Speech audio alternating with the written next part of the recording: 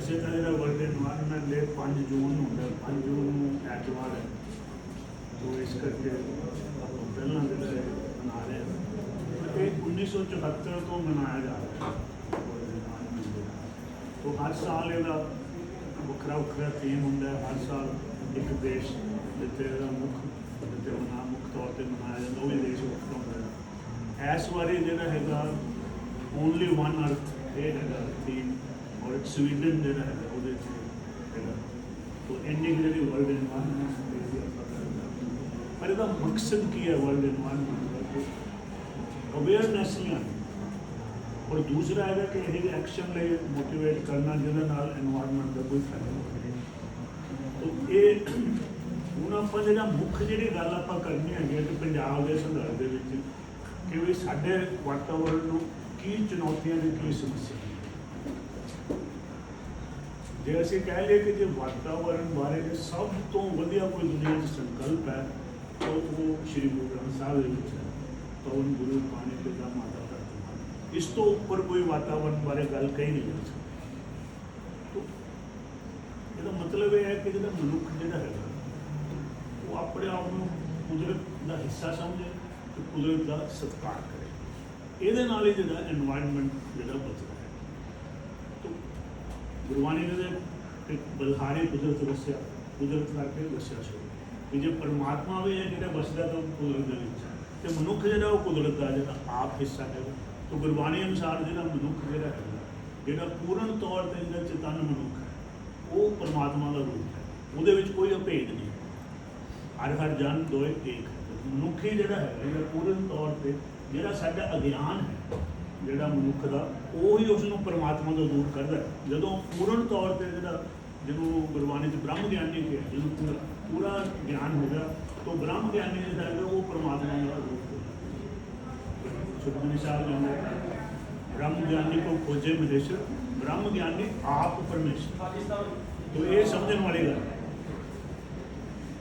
तो कुदरत का जो सत्कार है यही एनवायरनमेंट की सब तो जी चीज़ है, क्योंकि गल ये हैगी समझने वाली कि जो मनुख है वो जी समर्था है वो कुदरत के नाल सह होने की एक सुरता वाली हारमोनी के रह सकता। तो जो मनुख ये समझदा कि मैं कुदरत नाल टक्कर लै सकदा या कुदरत पर काबू पा सकदा, तो वो आप विनाश का रस्ता है, क्योंकि मनुख से समर्था ही नहीं। जी गल तुसीं करो जो तुसीं कैपेबल ही नहीं जो करोगे तो तुसीं ज़ाहिर है कि फिर तुसीं विनाश के रस्ते जाओ। तो अज की जी मुख्य समस्या जो एनवायरनमेंट डैमेज हो रहा है ਉਹਦਾ ਮੁੱਖ ਕਾਰਨ ਭਾਵੇਂ ਪੰਜਾਬ ਦਾ ਹੋਣੇ ਸਾਰੀ ਦੁਨੀਆ ਉਹ ਹੈਗਾ ਕਿ ਮਨੁੱਖ ਦਾ ਕੁਦਰਤ ਤੋਂ तो ਇਹਨੂੰ ਆਪਾਂ ਅੰਗਰੇਜ਼ੀ ਦਾ ਸ਼ਬਦ ਹੈ ਏਲੀਨੇਸ਼ਨ। ਜਿਹੜਾ ਬੰਦਾ ਜਿਹੜਾ ਟੁੱਟਿਆ ਹੋਇਆ ਜਿਹੜਾ ਬੰਦਾ ਕੁਦਰਤ ਤੋਂ ਟੁੱਟ ਜਾਂਦਾ ਨਾ ਫਿਰ ਉਹ ਬੰਦਾ ਸਮਾਜ ਤੋਂ ਵੀ ਟੁੱਟਦਾ, ਫਿਰ ਉਹ ਬੰਦਾ ਪਰਿਵਾਰ ਤੋਂ ਵੀ ਟੁੱਟਦਾ। ਔਰ ਟੁੱਟਣ ਦੀ ਜਿਹੜੀ ਆਖਰੀ ਸਟੇਜ ਕੀ ਹੈ ਸੈਲਫ ਏਲੀਨੇਸ਼ਨ, ਆਪਣੇ ਆਪ ਤੋਂ ਵੀ ਟੁੱਟਿਆ ਹੋਇਆ ਟੁੱਟਦਾ। ਇਹ ਜਿਹੜੇ ਟੁੱਟੇ ਹੋਏ ਮਨੁੱਖ ਅੱਜ ਜਿਹੜੇ ਜ਼ਿਆਦਾਤਰ ਅਸੀਂ ਦੇਖ ਰਹੇ ਹਾਂ ਜਿਹੜੇ ਸਾਡੀ ਵੱਡੀ ਜਿਹੜੀ ਸਮੱਸਿਆ ਟੁੱਟੇ ਹੋਏ ਗੁਆਚੇ ਹੋਏ ਮਨੁੱਖ, ਤੇ ਉਹ ਮਤਲਬ ਵਾਤਾਵਰਨ ਨੂੰ ਠੀਕ ਨਹੀਂ ਰੱਖ ਸਕਦੇ। ਹੁਣ ਅਗਲੀ ਗੱਲ ਹੈ ਕਿ ਇਨਵਾਇਰਨਮੈਂਟ ਦਾ ਕਿੱਥੋਂ ਬਣਿਆ तो एनवायरन एक फ्रेंड्स एनवायरन का मतलब होता है सराउंडिंग्स। तो हूँ सवाल है कि आला दुआला सिर्फ फिजिकल आला दुआला फिजिकल एनवायरनमेंट नहीं, एनवायरनमेंट का एक हिस्सा है फिजिकल से आप कहिए पॉकेट वाचा हुआ है, लेकिन असल में एनवायरनमेंट है वो हर एक तरह का समाजिक सोशल एनवायरनमेंट है, कल्चरल एनवायरनमेंट है, एथिकल एंड मॉरल एनवायरनमेंट है, इकनॉमिक एनवायरनमेंट, ये सारे ही जो एनवायरनमेंट का हिस्सा। और जो एनवायरनमेंट है ना सारे एक संतुलन, तो ये कभी नहीं हो सकता कि तुझे कोई अभी फिजिकल है मतलब एनवायरनमेंट वधिया बना लेंगे पंजाब में दुनिया में वधिया बना होर असी साडा कोई लैना देना नहीं जो वधिया लाने जो होर फिजिकली असी इंप्रूव तुम कर ही नहीं सकते जिन्ना चिर के नाल कल्चरल एथिकल सोशल जोड़े समाजिक नैतिक अगर वो चीज़ा बर्बाद हो रही तो फिर फिजिकल एनवायरनमेंट बर्बाद होना लाजमी है। तो ये जी है एनवायरनमेंट का जो कॉन्सैप्ट है बड़ा ब्रॉड है, विशाल है। इनू सिर्फ फिजिकल एनवायरनमेंट नाल सीमित नहीं किया जा सकता, उत्थे तक सीमित नहीं किया जा सकता। हुण ਇਹਦੀ मैं ਤੁਹਾਨੂੰ ਦੱਸਦਾ कि ਕਿਵੇਂ ਜਿਹੜਾ ਪੰਜਾਬ ਦਾ ਜਦੋਂ ਆਪਾਂ ਲੈਂਦੇ ਹਾਂ ਤਾਂ ਪੰਜਾਬ ਦੇ ਵਿੱਚ ਜਿਹੜੀ এনवायरमेंटल डैमेज किस तरह होया, तो मैं कहता कि 3 पड़ाव ने कि पंजाब जो before green revolution, Punjab after green revolution और जो मौजूदा पंजाब। हुण मौजूदा पंजाब जो है इन्हों मैं कहना प्रवास का पंजाब, प्रवास नहीं है पंजाब के हो रहा, उजाड़ा हो गया। एक मतलब कि ये आपां नूं गलत फहमी च नहीं रहना चाहिए कि जी प्रवास जो इतने हो गया। प्रवास की स्टेज तो आप बहुत अगे लंघ चुके हैं, पंजाब का उजाड़ा। तो जो मतलब उजाड़ा हो रहा है तो एनवायरनमेंट जो किस तरह जो है ठीक रह सकता। तो हूँ मैं तो मेरी जी मैं तो निजी तजर्बा जो साझा करना, क्यों कि मेरी एक रखने का समझ लो कि मैं 3 स्टेजिस देखिया ने और हटाई। पंजाब ग्रीन रेवोल्यूशन तो पहला किद्दां दा हुंदा सीगा, ग्रीन रेवोल्यूशन तो बाद किद्दां हो गया, हुण दा जिहड़ा पंजाब है किद्दां। हुण जे असीं मुख्य तौर पर जो पंजाब जो जे असीं ग्रीन रेवोल्यूशन तो पहला का जो पंजाब देखिए तो स्थिर Punjab, stable social stability, physical stability है, cultural stability, moral ethical stability, economic stability, हर चीज लोग जो मतलब जो आप कहिए कि उन्होंने जीवन सारे पक्षों तो स्थिर वो एनवायरनमेंट भी स्थिर। जो वो पंजाब जो असीं देखते हैं तो पंजाब के दरख्त ने इन्ने दरख्त भी किहड़े ने, दरख्त भी जो दरख्त नेटिव ने, साडे दरख्त ने, साडे पिपल ने, बोड़ ने, टालियां ने, निम्मा ने, फिर साडे फलदार दरख्त भी ने, अंब जिथे भी असीं ये सारी चीज़ें मैं आप देखिया और हटाइया ने, मतलब सुनिया सुनाइया गल्लां। अंब ने, जामना ने, हर पासे जमोए लगे, अच्छा लसूड़े है, इमली है, तुक्के लगे हुए। तुझे हम तो पता ही नहीं भी जिद्दां असीं तो छोटे बच्चे ने सारे तोड़ तोड़ के खाधे हुए भी सारे पंजाब के भी इस तरह का पंजाब होंदा। हम कोई सोच ही नहीं सकते भी ये चीज़ां कोई तुहानूं बाजार चों खरीदणियां नहीं पैंदियां, इन्ने फ्रूट का जिहड़े तुसीं लाओ जिੱਥੋਂ मर्जी वाधू सी। तो फिर जी पंजाब च खेती किस तरह की हो रही सी। हुण पंजाब जिहड़ा है ठीक है कि आप ऐसे मालवे बैठे हैं, लेकिन प्रिंसीपल साहब उन्होंने दसिया कि दुआबे का पिछोकड़ दुआबा खेतर के घट्टो घट 5000 साल तो लगातार खेती हो रही है। तो की साडे लोगों को तजर्बा नहीं खेती करने।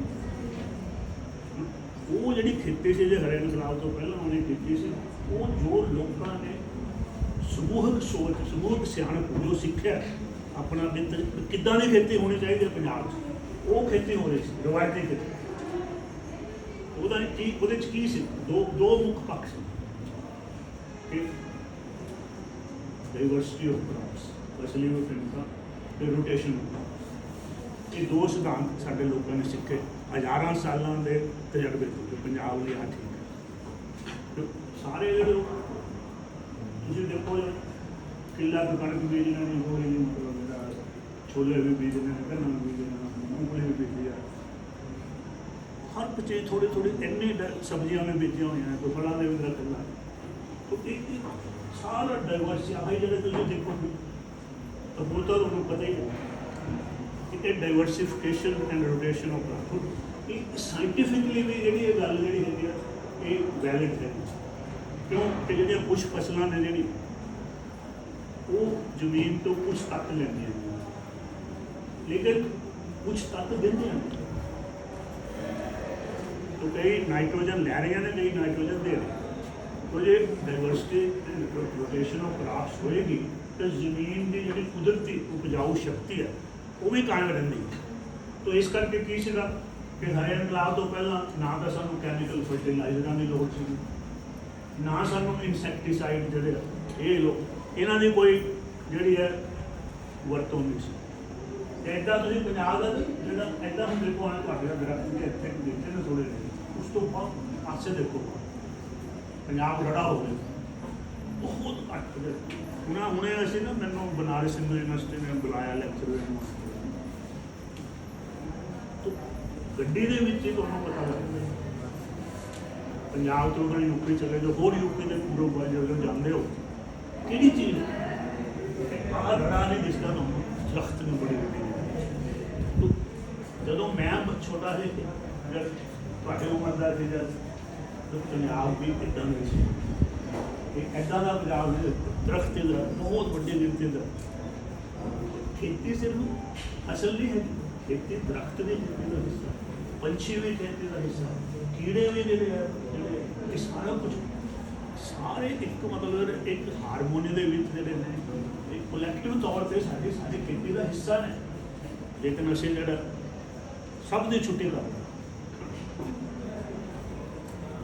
तो हरे इनकलाब तो बाद की होया, जो कुछ हज़ारां सालां दा साडा तजर्बा सीगा, जो असीं सिੱਖਿਆ ਸੀ, ਉਹ ਸਿੱਖਣਾ ਬੰਦਾ ਕਿੱਥੋਂ, ਕਿਹੜਾ ਗਿਆਨ ਦਾ ਸੋਮਾ ਕੀ ਹੈ।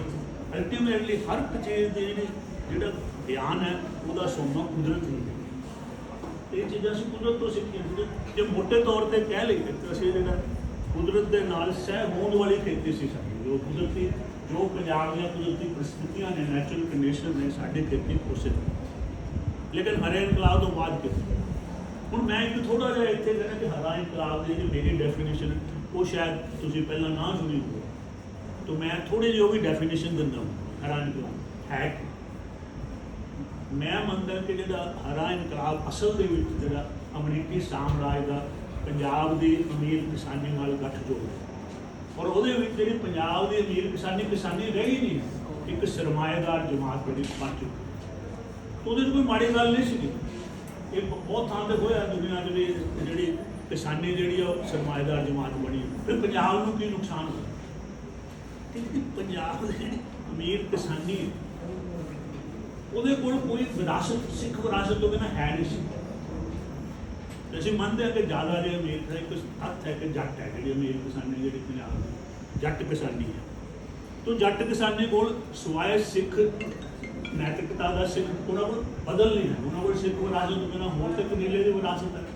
ਜਦੋਂ ਉਹ ਬਣੀ ਉਹਨੇ ਆਪਣੀ ਸਿੱਖ ਭਾਵੇਂ ਕਿ ਪੰਜਾਬ ਨਾਲ ਧੋਖਾ ਹੋਇਆ ਕਿ ਉਹਨਾਂ ਨੇ ਕਿਹਾ ਸਿੱਖੀ ਦਾ ਨਾਂ ਵਰਤਿਆ ਗਿਆ, ਲੇਕਿਨ ਅਸਲ ਦੇ ਵਿੱਚ ਸਿੱਖ ਕਦਰਾਂ ਕੀਮਤਾਂ, ਸਿੱਖ ਵਿਰਾਸਤ ਨੂੰ ਪੂਰੀ ਤਰ੍ਹਾਂ ਤਲਾਜੀ ਨਹੀਂ ਰਹਿੰਦੀ। ਔਰ ਜਿਹੜਾ ਸਾਮਰਾਜੀ ਜਿਹੜਾ ਕੰਜ਼ਿਊਮਰ ਕਲਚਰ ਹੈ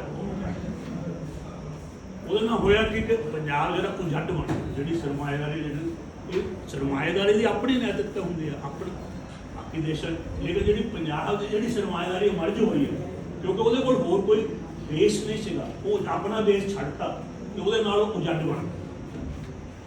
ਤਾਂ ਇਹ ਜਿਹੜਾ ਹਰੇ ਇਨਕਲਾਬ ਦੇ ਵਿੱਚ ਜਿਹੜਾ ਉਜੱਡਵਾਦ ਜਿਹੜਾ ਪੰਜਾਬ ਤੇ ਉਹਦੇ ਨਾਲ ਉਹਦੀਆਂ ਨੀਤੀਆਂ ਜਿਹੜੀਆਂ ਨੇ ਉਹ ਸਾਰੀਆਂ ਜਿਹੜੀਆਂ ਉਹ ਪੰਜਾਬ ਦੇ ਹਿੱਤਾਂ ਦੇ ਵਿਰੁੱਧ ਨੇ। ਉਜੱਡ ਬੰਦੇ ਨਹੀਂ ਸੇਧ ਦੇ ਸਕਦੇ, ਸਹੀ ਸੇਧ ਪੰਜਾਬ ਨੂੰ ਬੰਦ। ਤਾਂ ਹੋਇਆ ਕਿ ਇੱਕ ਐਗਜ਼ਾਮਪਲ ਹੈ ਖੇਤੀ ਕਿੱਦਾਂ ਬਦਲੀ। ਤੇ ਹੁਣ ਪੰਜਾਬ ਕੁਦਰਤੀ ਤੌਰ 'ਤੇ ਤੁਸੀਂ ਕੀ ਕਹੋਗੇ? ਪੰਜਾਬ ਦੇ ਪਾਣੀ ਦੀ ਬਹੁਤ ਹਾਲਤ ਹੈ, ਬਹੁਤ ਸਾਰਾ ਪੰਜਾਬ ਜਿਹੜਾ ਇਲਾਕਾ ਉਹ ਕੁਦਰਤੀ ਤੌਰ 'ਤੇ ਇੱਥੇ ਪਾਣੀ ਘੱਟ ਪਾਣੀ, ਇਹਨੂੰ ਅੰਗਰੇਜ਼ੀ ਦਾ ਲਫ਼ਜ਼ ਹੈ ਸੈਮੀ ਐਰਿਡ। ਕੋਈ ਚੀਜ਼ ਤੁਹਾਨੂੰ ਜੇ ਕੋਈ ਕੁਐਸਚਨ ਹੈ ਤਾਂ ਪੁੱਛੋ, ਆਪਸ ਕਿਰਪਾ ਕਰਕੇ ਨਾ ਆਪਸ 'ਚ ਨਾ ਇੱਕ ਜੋ ਮੇਰੇ ਤੋਂ ਪੁੱਛ ਲਓ, ਜੇ ਕੋਈ ਪੁੱਛ ਨਹੀਂ ਤਾਂ ਸੈਮੀ ਐਰਿਡ ਅਰਧ ਖੁਸ਼ਕ ਇਲਾਕਾ ਹੈ ਪੰਜਾਬ, ਪਾਣੀ ਦੀ ਘਾਟ ਹੈ। ਇਹ ਕਿੱਦਾਂ ਆਪਾਂ ਕਹਿ ਸਕਦੇ ਕਿ ਕੁਦਰਤੀ ਜਿਹੜੇ ਦਰਖਤ ਜਿਹੜੇ ਉੱਗਰੇ ਨੇ ਪੰਜਾਬ ਦੇ ਬਹੁਤ ਸਾਰੇ ਜਿਹੜੇ ਹਿੱਸੇ ਦੇ ਵਿੱਚ, ਕਿ ਸਭ ਤੋਂ ਜ਼ਿਆਦਾ ਜੇ ਤੁਸੀਂ ਜ਼ਮੀਨ ਖਾਲੀ ਸਾਡੇ ਉੱਤੇ ਉੱਗੇ ਆਪਣੀ, ਜੇ ਤੁਸੀਂ ਨਾ ਦਰਖਤ ਲਾਓ ਕੀ ਕਿੱਕਰ ਉੱਗਣਗੇ, ਕਿੱਕਰ ਜੰਡ ਕਰੀਬ, ਇਹ ਸਾਰੀਆਂ ਚੀਜ਼ਾਂ ਕਿੱਥੇ ਉੱਗਦੀਆਂ? ਜਿੱਥੇ ਪਾਣੀ ਦੀ ਘਾਟ ਹੁੰਦੀ ਹੈ, ਪਾਣੀ ਦੀ ਘਾਟ ਹੋਵੇ।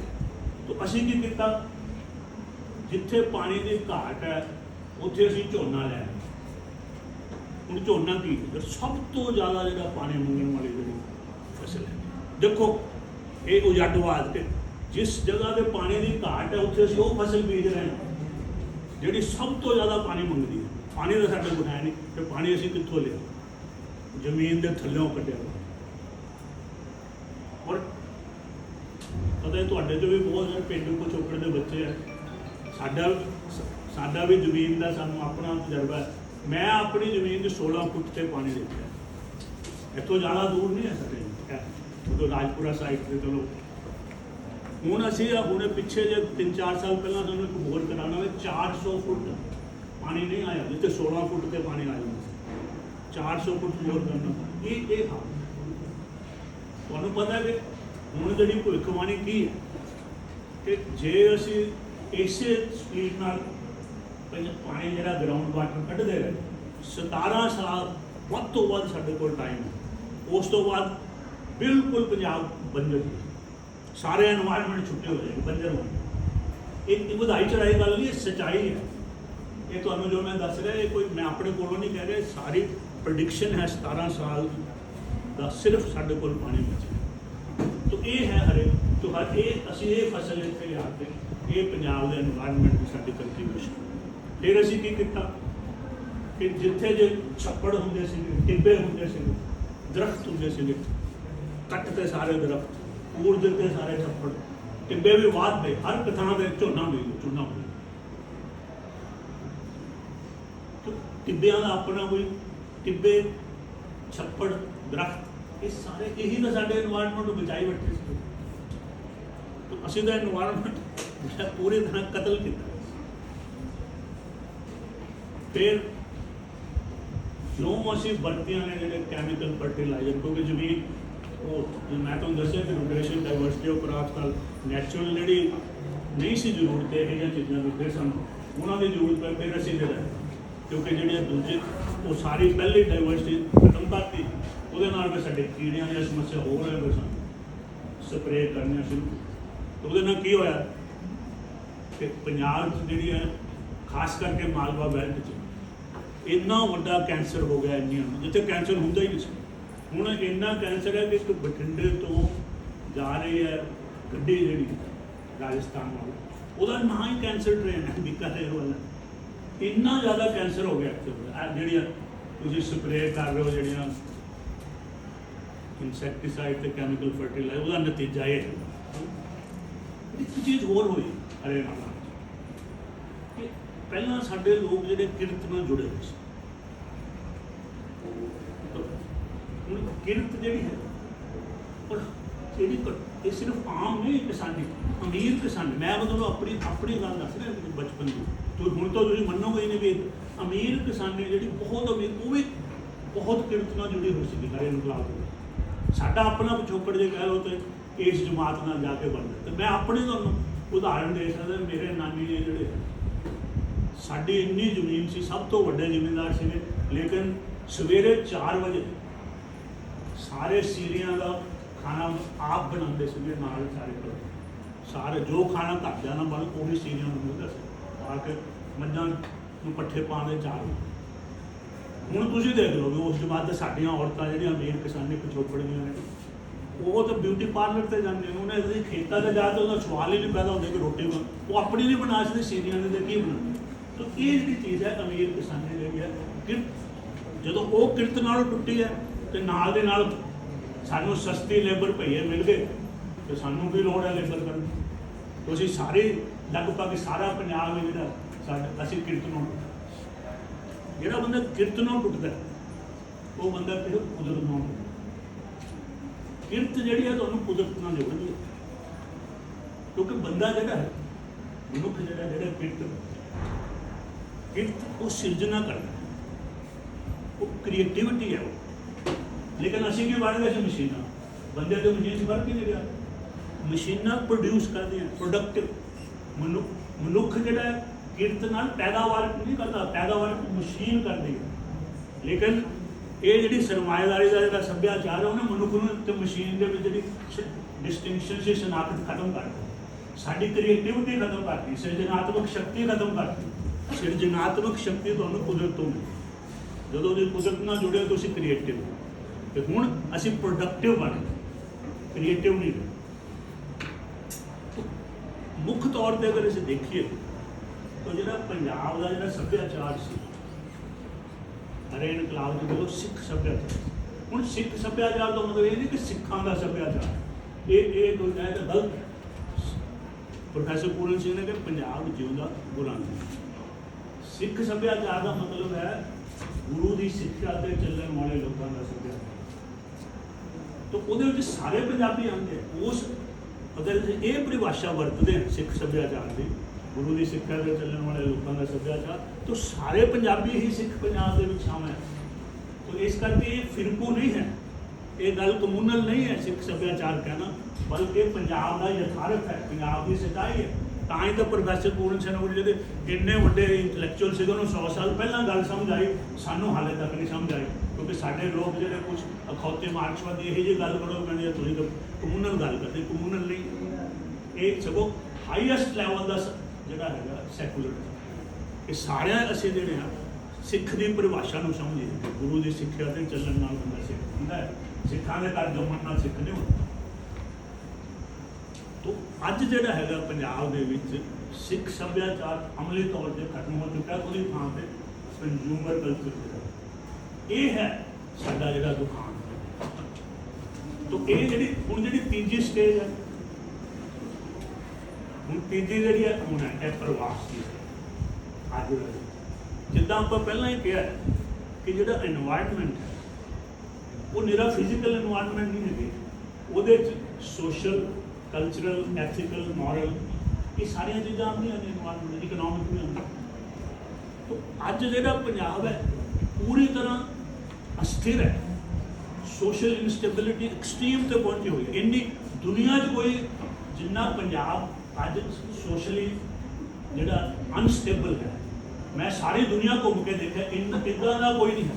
क्योंकि पंजाब तुसीं सारे जानते हो, मैं कहीं तुहानूं कोई नवीं गल नहीं दस रहा, अद्धे तो ज़्यादा पंजाब बोरिया बिस्तरा बन के तैयार बैठा। तो पंजाब हुण पंजाब की मैं स्थिति कहना की हैगी कि पंजाब की इदा स्थिति है कि जिद्दां आपां प्लेटफार्म से बैठे हैं, सारे अपना बोरिया बिस्तरा बन के, तो उत्थों आ रहा होंगे जी हुण आस्ट्रेलिया की गड्डी आ रही है, हुण कनेडा की गड्डी अमरीका वो आ जाओ सवारियां आउंदियां। यह एनवायरनमेंट बच सकता है, सोचण की गल है जेडे बंदे स्टेप। अच्छा फिर मेरा ये नहीं है कि साढ़े रिश्तों का जो पूरी तरह समाजिक परिवारिक रिश्तों का कान हो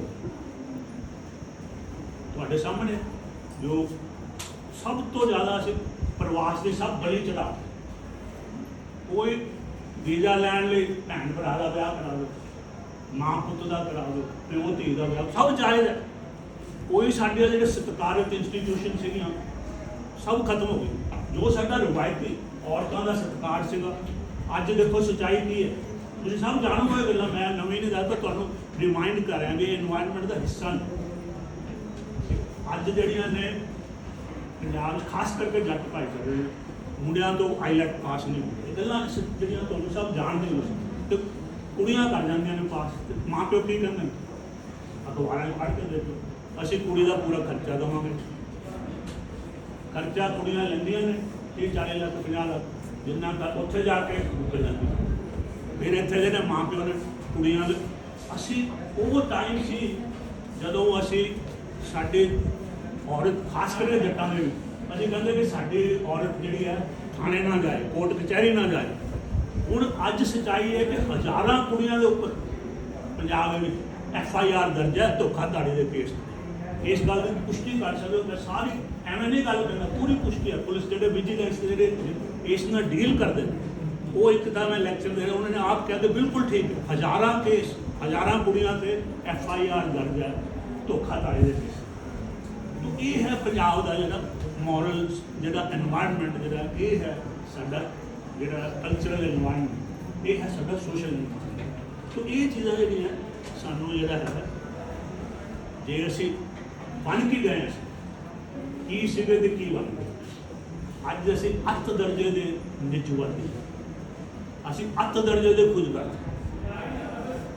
सिर्फ हर एक बंदे का साडा पंजाब दे सब तो ज़्यादा की भारू है कि थोड़े तो थोड़े टाइम के ज़्यादा तो ज़्यादा पैसा कितना बनाया जा सके और फिर उस पैसे नाल सुख सहूलतां जिहड़ियां किस तरह लिया जा सके।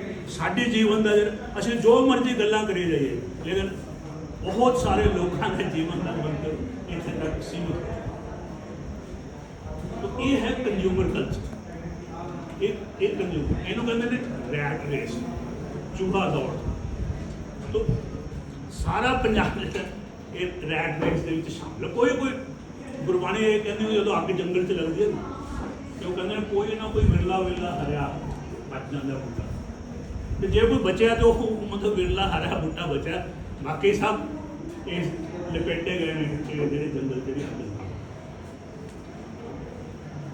ਹੁਣ ਸਵਾਲ ਇਹ ਹੁੰਦਾ ਹੈ ਕਿ ਆਖਰ ਕਿਸ ਤਰ੍ਹਾਂ ਇਸ ਮਾੜੀ ਸਥਿਤੀ ਚੋਂ ਬਾਹਰ ਆਇਆ ਜਾ ਸਕਦਾ, ਆਖਰ ਕਿਸ ਤਰ੍ਹਾਂ ਪੰਜਾਬ ਦਾ ਜਿਹੜਾ ਐਨਵਾਇਰਨਮੈਂਟ ਜਿਹੜਾ ਨੂੰ ਬਚਾਇਆ ਜਾ ਸਕਦਾ। ਤਾਂ ਪਹਿਲੀ ਗੱਲ ਹੁੰਦੀ ਹੈ,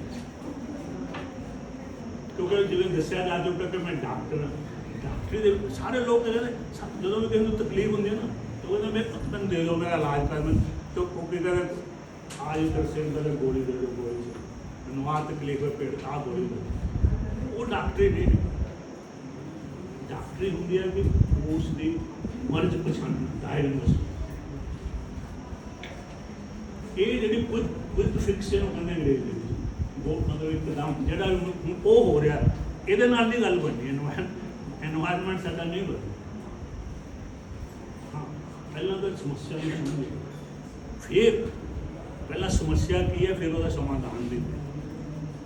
ਤਾਂ ਸਮੱਸਿਆ ਜਿਹੜੀ ਮੈਂ ਤੁਹਾਡੇ ਸਾਹਮਣੇ ਰੱਖੀ ਹੈ ਕਿ ਮਤਲਬ ਜਿਹੜਾ ਕੰਜ਼ਿਊਮਰ ਕਲਚਰ ਜਿਹੜੀ ਆ ਗਈ, ਸਾਡੀ ਜਿਹੜੀ ਆਪਣੀ ਰਵਾਇਤੀ ਜਿਹੜੇ ਕਦਰਾਂ ਕੀਮਤਾਂ, ਸਾਡਾ ਰਵਾਇਤੀ ਸੱਭਿਆਚਾਰ ਸੀ, ਸਾਡਾ ਰਵਾਇਤੀ ਸਦਾਚਾਰ ਸੀ, ਰਵਾਇਤੀ ਨੈਤਿਕਤਾ ਸੀ, ਉਹਦੀ ਥਾਂ 'ਤੇ ਹੁਣ ਕੰਜ਼ਿਊਮਰਿਜ਼ਮ ਹੈ।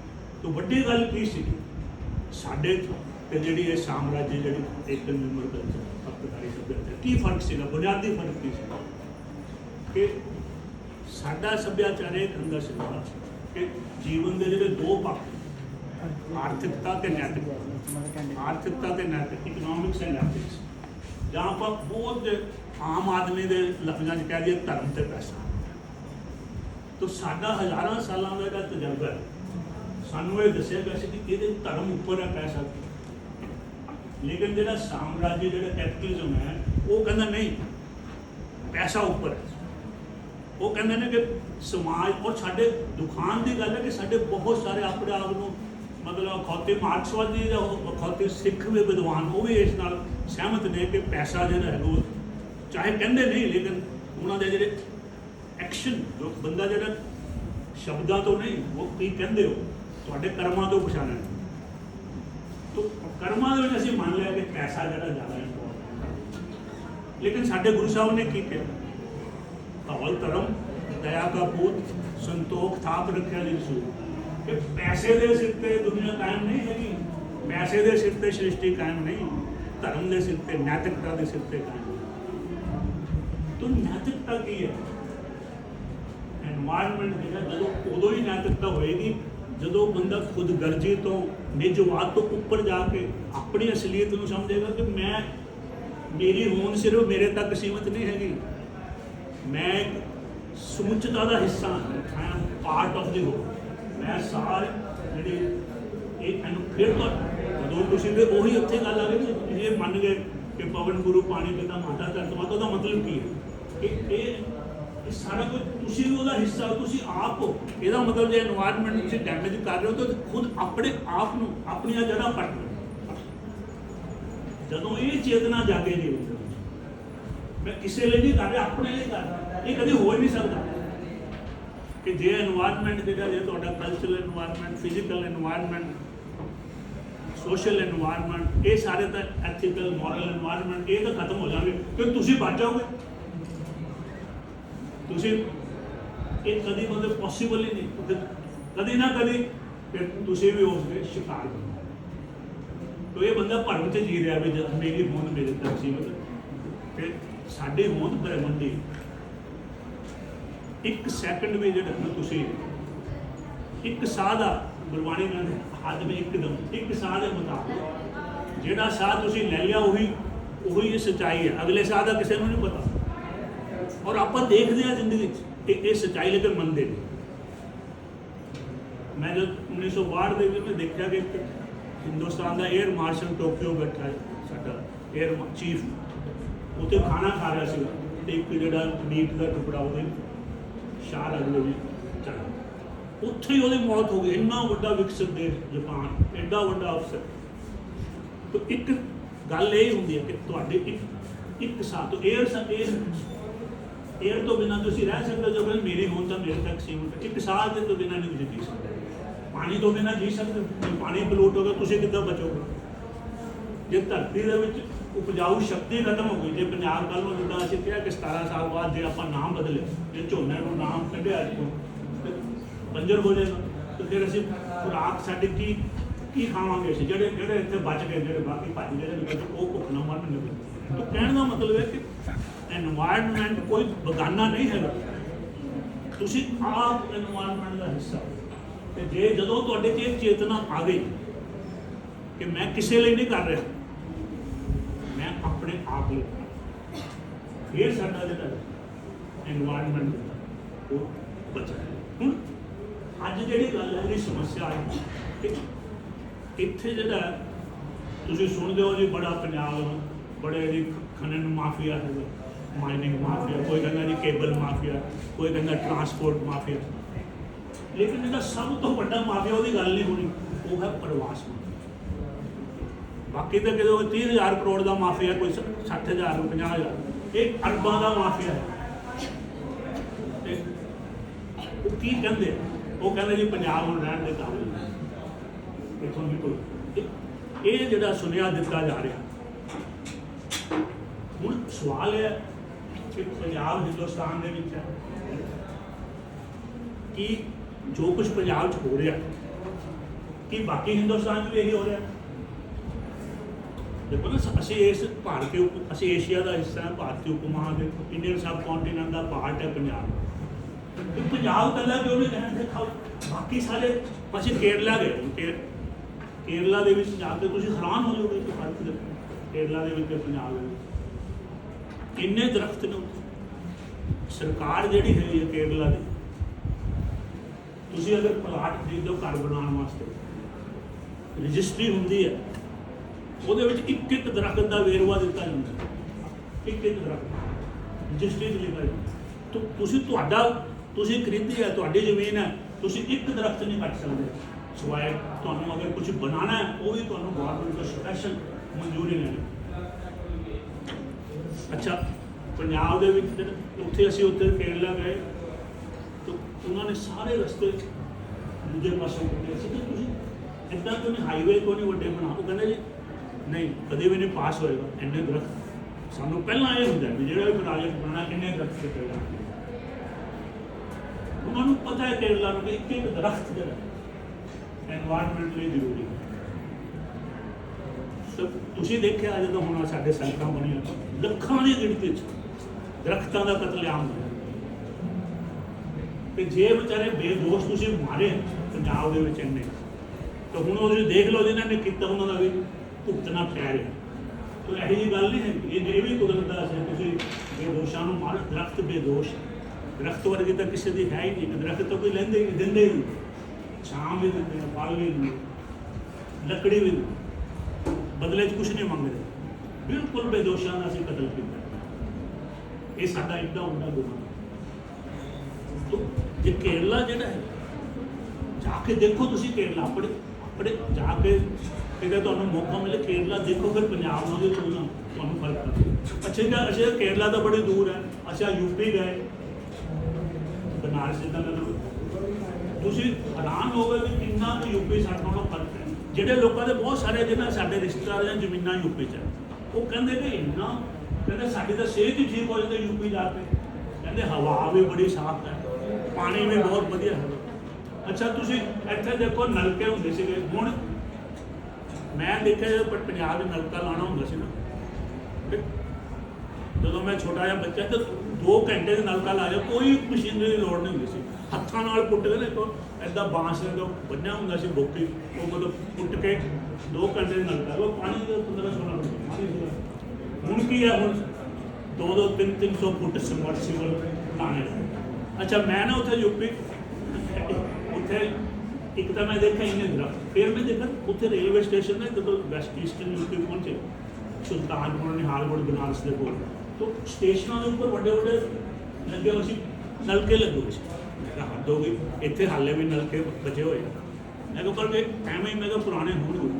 मैं उन्होंने पूछा तुर के, कहते नलका जो पानी आता है ਕਹਿੰਦੇ ਜੀ ਬਹੁਤ ਵਧੀਆ ਪਾਣੀ ਦਾ ਲਾ ਕੇ ਦੇਖੋ। ਫਿਰ ਵੀ ਮੈਨੂੰ ਜੀ ਮੈਂ ਕਿਹਾ ਮੈਨੂੰ ਪਾਣੀ ਕੱਢ ਕੇ ਦਿਓ। ਉਹਨਾਂ ਨੇ ਮਾਰਿਆ ਇੰਨੀ ਧਾਰ ਦੇ ਤੁਸੀਂ ਮਤਲਬ ਇੱਥੇ ਦੇਖੋ ਸਭ ਨਲਕੇ ਦਾ 20-30 ਸਾਲ ਪਹਿਲਾਂ ਛੁੱਟੀ ਹੋ ਚੁੱਕੀ। ਤਾਂ ਇਹ ਜਿਹੜਾ ਕਹਿਣਾ ਕਿ ਪੰਜਾਬ 'ਚ ਕੁਛ ਹੋ ਨਹੀਂ ਸਕਦਾ, ਕਿਉਂ ਨਹੀਂ ਕੁਛ ਨਾਲ ਲੱਗਦੀ ਸਟੇਟ ਉੱਥੇ ਸਾਰਾ ਕੁਛ ਹੋ ਸਕਦਾ, ਕੇਰਲਾ ਦਾ ਉੱਥੇ ਹੋ ਸਕਦਾ। ਤਾਂ ਪੰਜਾਬ ਦੇ ਵਿੱਚ ਤਾਂ ਅੱਛਾ ਜਿਹੜੇ ਲੋਕ ਕਹਿੰਦੇ ਜੀ ਹੁਣ ਤੁਸੀਂ ਇਹ ਬੱਚੇ ਪੜ੍ਹੇ ਲਿਖੇ ਬੱਚੇ ਆਪੇ ਹਿਸਾਬ ਲਾ ਲਓ ਕਿ ਸਾਡੇ 2% ਵਸੋਂ ਹੈ ਭਾਰਤ, ਜਿੰਨੇ ਸਾਰੇ ਹਿੰਦੁਸਤਾਨ ਦੇ ਵਿੱਚ ਆਈਲੈਟ ਸੈਂਟਰ ਹੈ ਉਸ ਨਾਲੋਂ ਇਕੱਲੇ ਪੰਜਾਬ ਦੇ ਵਿੱਚ ਜ਼ਿਆਦਾ ਨੇ 15,000 ਤੋਂ ਜ਼ਿਆਦਾ ਆਈਲੈਟ ਸੈਂਟਰ ਪੰਜਾਬ ਨੇ ਇਕੱਲੇ। ਬਾਕੀ ਸਾਰਾ ਹਿੰਦੁਸਤਾਨ ਮਿਲਾ ਕੇ ਇੰਨੇ ਨਹੀਂ ਹੁੰਦੇ। ਹੁਣ ਜਿਹੜਾ ਬੰਦਾ ਮੈਨੂੰ ਕਹਿੰਦੀ ਇਹਦੇ ਕੋਈ ਮੈਨੂੰ ਨੋਰਮੈਲਿਟੀ ਨਜ਼ਰ ਨਹੀਂ ਆ ਰਹੀ, ਚਲੋ 19-21 ਦਾ ਫਰਕ ਹੋ ਸਕਦਾ ਕਿ ਸਾਡੇ ਥੋੜੇ ਬਾਕੀਆਂ ਨਾਲੋਂ ਥੋੜੇ ਜਿਹੇ ਜ਼ਿਆਦਾ ਹੋ ਸਕਦਾ, ਪਰ ਇੰਨਾ ਜ਼ਿਆਦਾ ਫਰਕ ਨਹੀਂ। 2% ਲੋਕਾਂ ਕੋਲ ਇੰਨੇ ਆਈਲੈਟ ਸੈਂਟਰ ਨੇ, 98% ਕੋਲ ਨੇ, ਤਾਂ ਕੁਛ ਨਾ ਕੁਛ ਗੜਬੜ ਹੈ। ਇਹਦਾ ਮਤਲਬ ਕੋਈ ਨਾ ਕੋਈ ਸਾਜ਼ਿਸ਼ ਦੇ ਅਧੀਨ ਕਿਸੇ ਨਾ ਕਿਸੇ ਇਹ ਕੁਦਰਤੀ ਤੌਰ ਤੇ ਵਾਪਰਨ ਵਾਲਾ ਵਰਤਾਰਾ ਨਹੀਂ ਹੈ। ਤਾਂ ਇਹਨੂੰ ਆਪਾਂ ਨੂੰ ਇਹਦੇ ਬਾਰੇ ਜਦੋਂ ਇਹ ਇਨਵਾਇਰਨਮੈਂਟ ਦੀ ਚੇਤਨਾ ਤੋਂ ਇਹਦੇ ਬਾਰੇ ਸਾਨੂੰ ਚੇਤੰਨ ਹੋਣਾ ਪਏਗਾ ਕਿ ਕੀ ਪੰਜਾਬ ਦਾ ਜਿਹੜਾ ਇਨਵਾਇਰਨਮੈਂਟ ਡੈਮੇਜ ਹੋ ਰਿਹਾ ਇਹ ਹੋ ਰਿਹਾ ਜਾਂ ਕਿਸੇ ਸਕੀਮ ਨਾਲ ਹੋ ਰਿਹਾ, ਜਿੱਦਾਂ ਝੋਨਾ ਲਿਆਂਦਾ ਗਿਆ ਕਿਸੇ ਸਕੀਮ ਦੇ ਨਾਲ। ਤਾਂ ਇਹ ਜਿਹੜੇ ਤੁਸੀਂ ਹੋ ਜਿਹੜੇ ਬੱਚੇ ਤੁਸੀਂ ਜਾ ਕੇ ਚੇਤੰਨ ਹੋਣਾ, ਤੁਸੀਂ ਜਾ ਕੇ ਦੂਜਿਆਂ ਨੂੰ ਚੇਤੰਨ ਕਰਨਾ। ਜੇ ਤੁਸੀਂ ਸਮਝੋਗੇ ਕਿ ਅਸੀਂ ਪੰਜਾਬ ਨੂੰ ਬਚਾਉਣਾ ਹੈ, ਅੱਛਾ ਫਿਰ ਤੁਸੀਂ ਪੰਜਾਬ 'ਚ ਵੀ ਕੁਝ ਹੋ ਸਕਦਾ। ਹਾਂ ਹੋ ਸਕਦਾ। ਮੈਂ ਤੁਹਾਨੂੰ 2 ਐਗਜ਼ਾਮਪਲ ਦੇ ਥੋੜ੍ਹੀ ਦੇਰ ਹੀ ਗੱਲ ਕਰਨੀ ਹੈ, ਜ਼ਿਆਦਾ ਨਹੀਂ, ਪੂਰਾ ਸਬਰ ਦਿਖਾਓ। ਦੋ ਮੈਂ ਤੁਹਾਨੂੰ ਸ਼ਖਸੀਅਤਾਂ ਨੂੰ ਬਹੁਤ ਅੱਛੀ ਤਰ੍ਹਾਂ ਮੈਂ ਜਾਣਦਾ ਜਾਂ ਬੜੇ ਨਿੱਜੀ ਤੌਰ 'ਤੇ ਮੈਂ ਉਹਨਾਂ ਨਾਲ ਬੜੀ ਦੇਰ ਤੋਂ ਕਈ ਸਾਲਾਂ ਤੋਂ ਪਿਛਲੇ ਉਹਨਾਂ ਨਾਲ ਕੰਮ ਕਰ ਰਿਹਾ। ਕਿ ਤੁਸੀਂ ਵੀ ਨਾਂ ਸੁਣਿਆ, ਇੱਕ ਸੰਤ ਬਾਬਾ ਬਲਵੀਰ ਸਿੰਘ ਸੀਚੇਵਾਲ ਹੈ, ਇੱਕ ਹੈਗੇ ਨੇ ਖਡੂਰ ਸਾਹਿਬ ਦੇ ਬਾਬਾ ਸੇਵਾ ਸਿੰਘ। ਹੁਣ ਮੈਂ ਇਹ ਦੱਸਦਾ ਕਿ ਪੰਜਾਬ 'ਚ ਹਾਲੇ ਵੀ ਜਿਹੜੇ ਕਹਿੰਦੇ ਕੁਛ ਇੱਥੇ ਨਹੀਂ ਕੁਛ ਹੋ ਸਕਦਾ, ਇੱਥੇ ਕੋਈ ਕਿਉਂ ਨਹੀਂ ਹੋ ਸਕਦਾ। 2 ਬੰਦੇ ਹੁਣ ਵੀ ਕਰ ਰਹੇ ਨੇ, ਜਿੱਥੇ ਚਾਹ ਉੱਥੇ ਦਾ ਲੈਣ ਦੇਣ ਦੇ ਬਿਲ ਦੇਣ। ਹੁਣ ਇਹਨਾਂ ਬਸ ਕੀ ਕੀਤਾ ਉਹਨਾਂ ਨੇ ਕਿ ਉਹਨਾਂ ਨੇ ਜਿਹੜਾ ਹੈਗਾ ਲੱਖਾਂ ਦੀ ਗਿਣਤੀ ਦੇ ਜਿਹੜੇ ਰੁੱਖ ਲਗਾਏ, ਪੰਜਾਬ ਦੇ ਇਨਵਾਇਰਨਮੈਂਟ ਨੂੰ ਜਿਹੜਾ ਫਾਇਦਾ ਕੀਤਾ। ਤਾਂ ਜੇ ਅਸੀਂ ਆਪ ਜਿੰਨੇ ਬੈਠੇ ਹਾਂ, ਹਰ ਇੱਕ ਬੰਦਾ ਜੇ ਕਹੇ ਪੰਜਾਬ ਦੇ ਵਿੱਚ ਵੀ ਘੱਟੋ ਘੱਟ ਮੈਂ 1 ਰੁੱਖ ਲਵਾਉਣਾ, ਕਿੰਨੇ ਰੁੱਖ ਲਾਉਣੇ? 3 ਕਰੋੜ। ਹੁਣ ਮੈਨੂੰ ਇਹ ਦੱਸੋ ਜੇ ਆਪਾਂ 3 ਕਰੋੜ ਪੰਜਾਬ ਦਰਖਤ ਲਾ ਲਈਏ, ਕੀ ਪੰਜਾਬ ਦੇ ਇਨਵਾਇਰਨਮੈਂਟ ਨੂੰ ਫਰਕ ਪਏਗਾ? ਕਿਉਂ ਬਈ ਤੁਹਾਡਾ ਕੀ ਖਿਆਲ ਹੈ? 3 ਕਰੋੜ ਦਰਖਤ ਲਾ ਲਈਏ ਤਾਂ ਜਿਹੜੇ ਬੰਦੇ ਕਹਿੰਦੇ ਕੀ ਕੁਛ ਨਹੀਂ ਹੋ ਸਕਦਾ, ਕਿਉਂ ਨਹੀਂ ਹੋ ਸਕਦਾ? ਇੱਕ ਦਰਖਤ ਆਪਾਂ ਇੱਕ ਬੰਦਾ ਇੱਕ ਹੀ ਦਰਖਤ ਲਾ ਲਈਏ ਤਾਂ 3 ਕਰੋੜ ਦਰਖਤ ਬੰਦੇ ਬਿਲਕੁਲ ਇਨਵਾਇਰਨਮੈਂਟ ਬਦਲ ਜਾਏਗਾ। 3 ਕਰੋੜ ਦਰਖਤਾਂ ਦੇ ਨਾਲ ਜਿਹੜਾ ਉਹ ਸਾਰਾ ਜਿਹੜਾ ਸਾਡਾ ਇਨਵਾਇਰਨਮੈਂਟ ਡੈਮੇਜ ਜਿਹੜਾ ਉਹ ਖਤਮ। ਤਾਂ ਗੱਲ ਕੀ ਹੈ ਆਪਣੇ ਜੇ ਅਸੀਂ ਪੰਜਾਬ ਨੂੰ ਬਚਾਉਣਾ, ਪੰਜਾਬ ਦਾ ਇਨਵਾਇਰਨਮੈਂਟ ਬਚਾਉਣਾ ਹੈ ਤਾਂ ਸਾਨੂੰ ਆਪਣੀਆਂ ਸੱਭਿਆਚਾਰ, ਆਪਣੀ ਵਿਰਾਸਤ, ਆਪਣੇ ਸਦਾਚਾਰ, ਆਪਣੀ ਨੈਤਿਕਤਾ ਉਹਨਾਂ ਜੜ੍ਹਾਂ ਵੱਲ ਮੁੜ ਕੇ ਪਰਤਣਾ। ਤਾਂ ਮੈਂ ਜਿਹੜੀ ਆਪਣੀ ਪਹਿਲੀ ਮੇਰੇ ਪੁਸਤਕਾਂ ਪਹਿਲੀ ਪੁਸਤਕ ਦੀ ਆਸ ਸਿੱਖ ਪੰਜਾਬ ਤੋਂ ਪੜ੍ਹੀ ਤੇ ਜਿਵੇਂ ਮੈਂ ਤੁਹਾਨੂੰ ਦੱਸਿਆ ਕਿ ਸਿੱਖ ਤੋਂ ਮੇਰਾ ਮਤਲਬ ਕੀ ਸੀਗਾ ਕਿ ਸਾਰਾ ਪੰਜਾਬ ਮੇਰੇ ਲਈ ਸਿੱਖ ਪੰਜਾਬ ਹੈ। ਗੁਰੂ ਦੀ ਸਿੱਖਿਆ ਦੇ ਚੱਲਣ ਵਾਲੇ ਲੋਕਾਂ ਦਾ ਪ੍ਰੋਫੈਸਰ ਪੂਰਨ ਸਿੰਘ ਵਾਲਾ ਸਿੱਖ ਪੰਜਾਬ ਹੈ, ਜਿਨ੍ਹਾਂ ਨੇ ਕਿਹਾ ਕਿ ਪੰਜਾਬ ਜਿਉਂਦਾ ਗੁਰਾਂ ਦੇ ਨਾਲ। ਤਾਂ ਸਾਨੂੰ ਆਪਣੀਆਂ ਸੱਭਿਆਚਾਰਕ, ਸਦਾਚਾਰਕ, ਨੈਤਿਕ ਔਰ ਵਿਰਾਸਤ ਨੂੰ ਜਿਹੜਾ ਮੁੜਨਾ, ਇਹੀ ਉਹਦੇ ਵਿੱਚੋਂ ਹੀ ਫਿਰ ਸਾਨੂੰ ਜਿਹੜਾ ਹੈ ਉਹ ਚੇਤਨਾ ਮਿਲੇਗੀ ਕਿ ਪਵਨ ਗੁਰੂ ਪਾਣੀ ਪਿਤਾ ਮਾਤਾ ਧਰਤ ਮਾਤ, ਕਿ ਕੁਦਰਤ ਦਾ ਸਤਿਕਾਰ ਔਰ ਕੁਦਰਤ ਨਾਲ ਜਿਹੜਾ ਜੁੜਨਾ ਹੈ ਉਹ ਸਾਨੂੰ ਉੱਥੋਂ ਸਮਝ ਆਏਗੀ। ਔਰ ਉਹੀ ਤਾਂ ਹੈ ਜਦ ਸਾਰੀ ਸਮੱਸਿਆ ਦਾ ਜਿਹੜਾ ਕਾਰਨ ਹੈ ਉਹ ਕੁਦਰਤ ਨਾਲ ਟੁੱਟਣਾ ਹੈ, ਤਾਂ ਇਹਦਾ ਮਤਲਬ ਕੁਦਰਤ ਨਾਲ ਜੁੜਨਾ ਜਿਹੜਾ ਹੈਗਾ ਉਹ ਸਾਰੀ ਸਮੱਸਿਆ ਦਾ ਹੱਲ ਹੈ। ਇੰਨਾ ਕਹਿ ਕੇ ਬਹੁਤ ਬਹੁਤ ਧੰਨਵਾਦ।